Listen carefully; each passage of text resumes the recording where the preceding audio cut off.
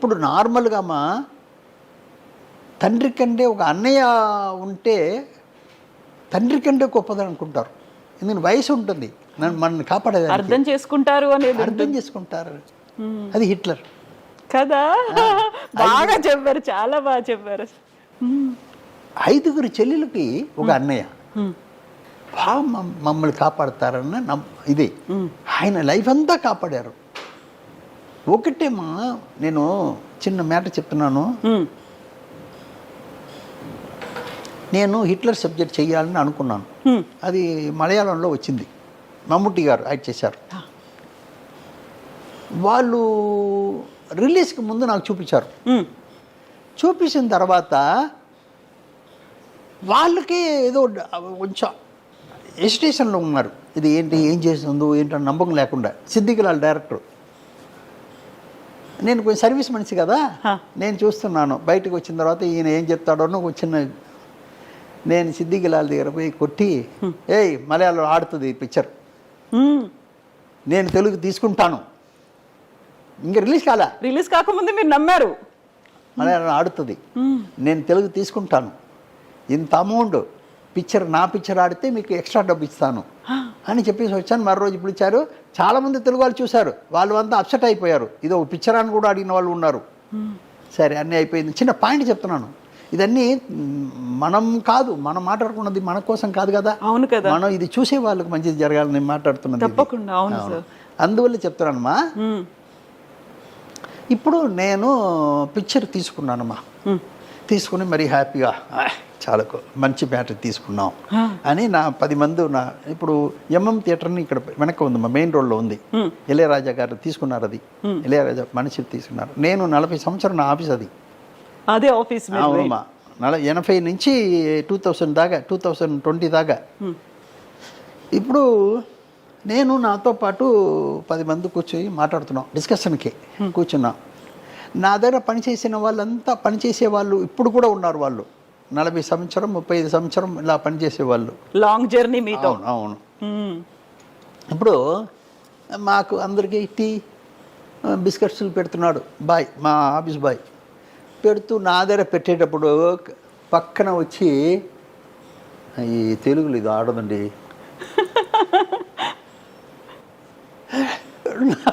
ఒకసారి భయం, తెలుగులో ఇది ఆడదండి అన్నాడు. నా రియాక్షన్ సరి చేసుకున్నాను. సరే ఏంటయ్యా మీరేంటి, అది ఇది వాళ్ళని మాట్లాడించి వాళ్ళని పంప్ చేశాను. పంప్ చేసి రా, ఏంటి ఎందుకు ఆడదు, నీకెందుకు అనిపించింది అలా, రా ఏంటి ఏంటి ఏంటి ఆడదంటున్నావు ఏంటి అన్నాము. లేదండి తెలుగులో ఆడదండి.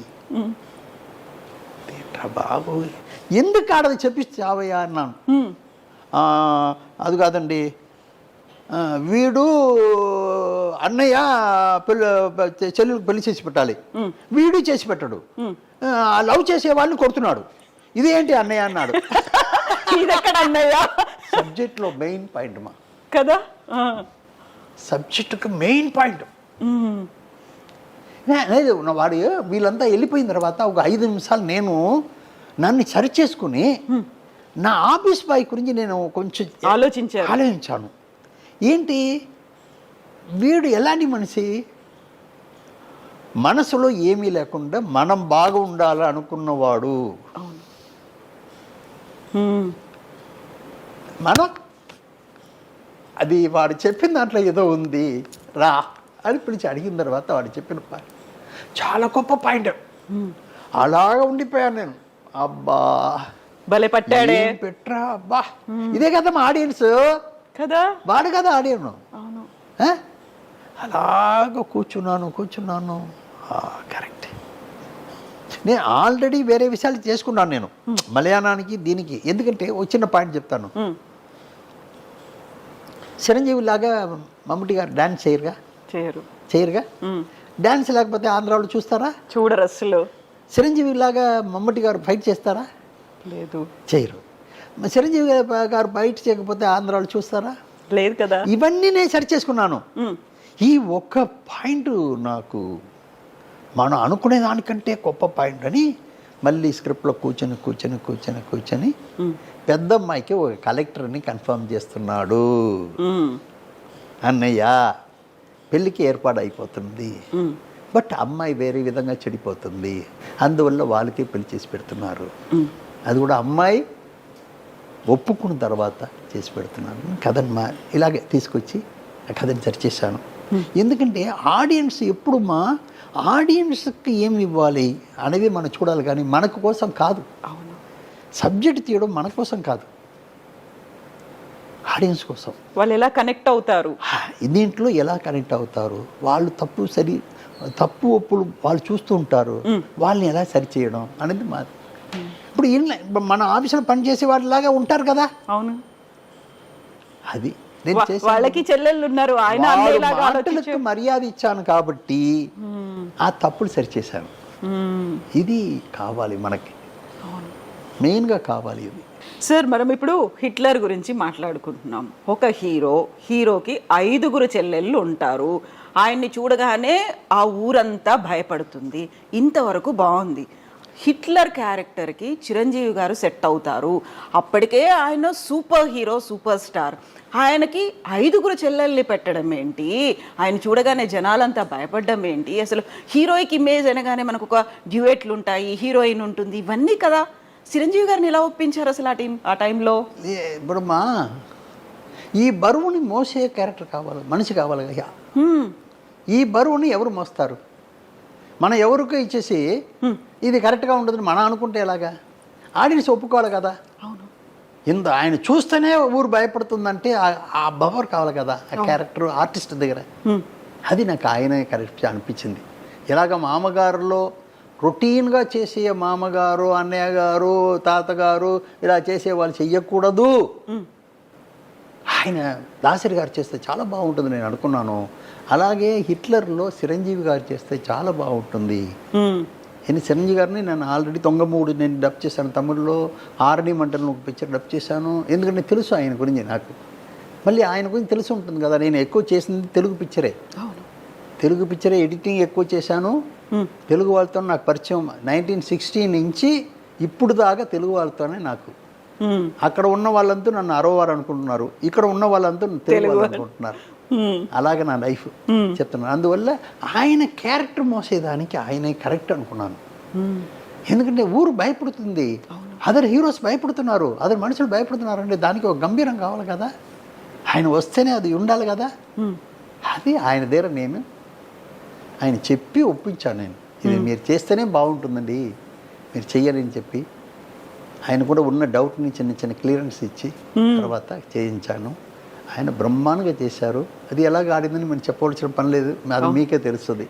అంతటి సినిమాలో కూడా కామెడీని పెట్టి హిట్లర్ అనుకుంటూ వెళ్ళే క్యారెక్టర్ అసలు సుధాగర్ అందులో అదేమా. ఇప్పుడు ఒక్కొక్కటికి ఏంటంటే మనం ఆర్టిస్ట్ ఫిక్స్ చేయడంలోనే ఉంది, అది మెయిన్. ఆర్టిస్ట్ ఫిక్స్ చేయడంలో ఉంది. ఇప్పుడు నేను చిన్న ఉదాహరణ చెప్తున్నాను. మమ్ముట్టి గారు వచ్చి ఇప్పుడు ఆయన పిక్చరే కొన్నాను, హిట్లర్ అన్న మలయాళం పిక్చరే కొన్నాను. ఇప్పుడు మమ్ముట్టి గారు డాన్స్ బ్రహ్మాండంగా చేస్తారా? లేదు కదా. లేదు. ఫైట్ బ్రహ్మాండంగా చేస్తారా? చేస్తారు, యావరేజ్గా చేస్తారు. బట్ చిరంజీవి గారు డాన్స్ బ్రహ్మాండంగా చేస్తారు, ఫైట్ బ్రహ్మాండంగా చేస్తారు. ఇది రెండు లేకపోతే తెలుగు వాళ్ళు చూస్తారా? లేదు కదా. బట్ దానికోసం కథ మారిస్తే తప్పైపోతుంది. అవును, దానికోసం వేరే రంబాన్ క్యారెక్టర్ని పెట్టి ఆవిడ ఇమాజినేషన్లో తీసుకెళ్ళాను, కానీ కథని మార్చాల. క్యారెక్టర్ని నేను చెడపల, క్యారెక్టర్ చెడపకుండానే బట్ ఆడియన్స్కి ఇవ్వాల్సింది ఇచ్చాను, క్యారెక్టర్ చెడపకుండా చేశాను. ఇది స్క్రిప్ట్లో కూర్చొని చేసిన పని. అది నా అనుకున్నాను, అది పర్ఫెక్ట్గా వచ్చింది. ఆయన బాగా హెల్ప్ చేశారు నాకు. హబీబీ సాంగ్ ఇప్పుడు దాకా ఎవరు మరవలేరు కదా. అందువల్ల అవన్నీ మన చెప్పే విధానం ఉంది. మీరు ఒకటే ఆడియన్స్కి మర్యాద ఇవ్వాలి. వేరే ఎవరికి ఇస్తున్నారో లేదన్నది పక్కన పెడదాం. మనం ఎవరి కోసం పిక్చర్ తీస్తున్నాం? ఆడియన్స్ కోసం. వాళ్ళకి మర్యాద ఇస్తే డెఫినెట్గా మనకు వాళ్ళు మర్యాద మీన్స్ డబ్బు రూపంలో ఇస్తారు. అలా హిట్లు అవుతాయి, కలెక్షన్స్ వస్తాయి, అది రికార్డులు వస్తూ ఉంటాయి. అవునమ్మా, అది వేరే లేదు. వంట చేసే వాళ్ళు తినేదానికోసం వంట చేయట్లేదు, అందరూ తినేదానికోసం. వంట చేసే వాళ్ళు తినేదానికి వంట చేస్తున్నది లేదు కదా. లేదు అది మీద వాళ్ళంతా బాగా తినాలని చెప్పి చేస్తున్నది. అలాగే మనం ఆడియన్స్ మర్యాద ఇవ్వాలి. మనం వాళ్ళ కోసం చేస్తున్నాం. ఇప్పుడు ఒక చిన్న పాయింట్ చెప్తున్నాను, మంచి పాయింట్ అడిగారు కాబట్టి చెప్తున్నాను, ఇవన్నీ తెలుసుకోవాలని చెప్తున్నాను. నాకు సత్య చిత్రాయ్ గారు పిక్చర్ బ్రహ్మాండంగా నచ్చుతుంది. యాజ్ ఎ టెక్నీషియన్ ఫెస్టివల్ నేను చూడని ఫెస్టివలే లేదు, ఎక్కడ ఉన్నా వెళ్ళిపోతాను నేను. అన్ని పిక్చర్ చూస్తాను, ఎంజాయ్ చేస్తాను. బట్ చూసి నేను ఎంజాయ్ చేసేది వేరు, నేను ఆడియన్స్ కూడా ఇచ్చేది నాకు నచ్చిందని నీకు ఇస్తే నచ్చదు, అది వేరే. మనం పర్సనల్ ఇంట్రెస్ట్ అన్నది వేరు, ఆడియన్స్కి ఇవ్వాల్సింది వేరు. రెండుకి చాలా డిఫరెన్స్ ఉన్నాయి. ఇది మనం తెలుసుకుని చేయాలి. అవును.